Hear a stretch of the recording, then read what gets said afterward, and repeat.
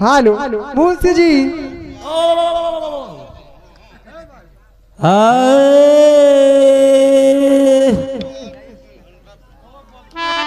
हाय अरे ससुर नहीं पठवई राम।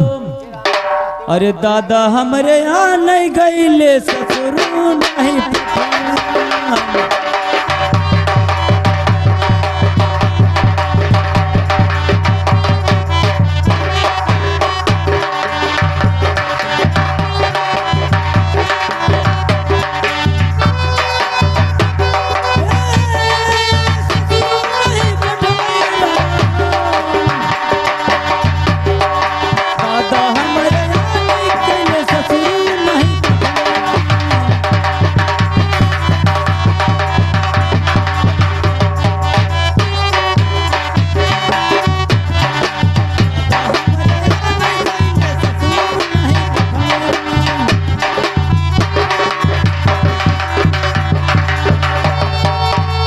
दादा हमरे यहाँ नहीं गए कर बप्पा पठाई पे नहीं करें। ए मने कब तुअर दादा ने के हमार बप्पा नहीं पठावे रे। हाँ सही कहती भैया दिन तो बताओ है परी जेठ अषाढ़ के दिन लाग रहा है गांठ भर लेवा लाग रहा है वही चली गई नहीं हरे। अच्छा वही बूटी मारिया बैठी रहा है। दादा से कहन दादा चला जाता नहीं पतोहिया के ले आओ। हाँ तब गए भैया करे खियाल आवे एकर दादा नहीं पठवे नाई पठवे एकर दादा झगड़ा कैलहिन। तब का भाई पटकी पटका कैलहिन। तब का भाई रे नाई आवे यहो कहे हम नहीं जाब। अरे दादा हमरे यहाँ नहीं कैले। अच्छा अरे ससुर नहीं पठवे राम। और बात कहा निम झगड़ा होई गई हो पकड़ी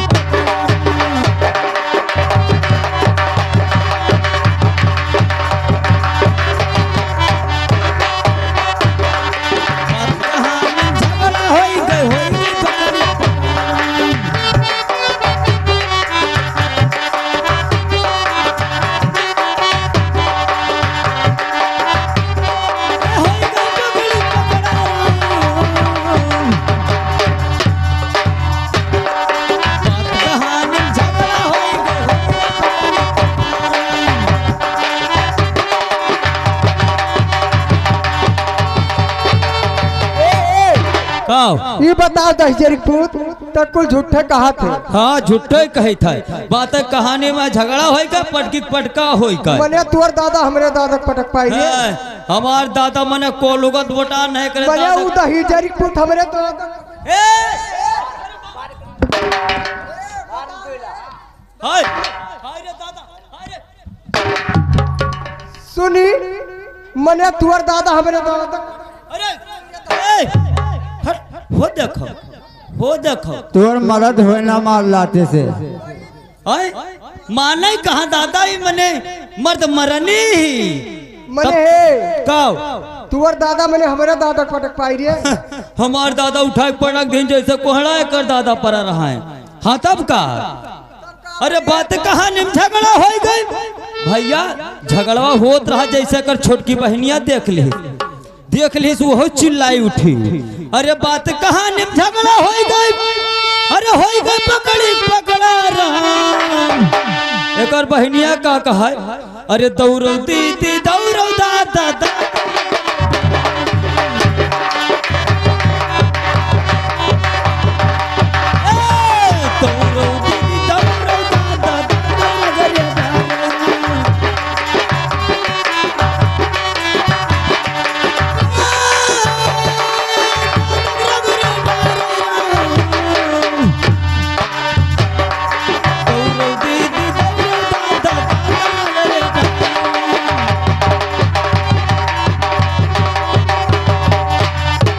भैया एकर बहनिया तुरंत चिल्लाए लाग दौड़ो दीदी दौड़ो दादा दादा रगरे हैं चिल्लात है दादा।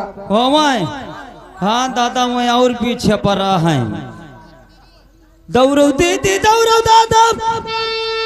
अरे दादा रगरे डरे राम।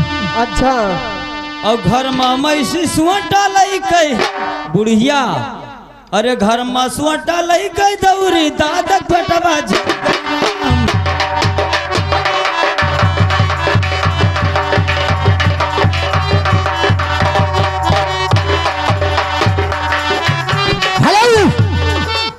ये आ गई लड़कवा की बुआ जूड़ी कुइया निवासी, अच्छा 11 रुपये का पुरस्कार है।